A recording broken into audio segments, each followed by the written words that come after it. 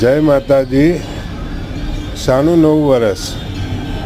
નથી કોઈ ઋતુ બદલાઈ કે નથી પવનની દિશા બદલાઈ, નથી કોઈ ઝાડના પાન બદલાયા કે નથી કોઈ છોડના ફૂલ બદલાયા, નથી કોઈ ખેડૂતની સિઝન બદલાઈ કે વિદ્યાર્થીઓનું વરસ પણ નથી બદલાયું.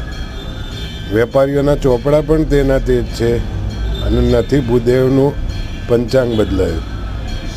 પશુ પંખીઓ પણ એના એ જ ઘરમાં રહે છે. તો શાનું, કેમ, કોના માટે નવું વરસ? ભાઈ, આપણું નવું વરસ તો ચૈત્ર સુદ એકમ વર્ષ પ્રતિપદા છે. માફ કરજો, મને કોઈ નવા વરસની શુભેચ્છા મોકલતા નહીં. જય માતાજી.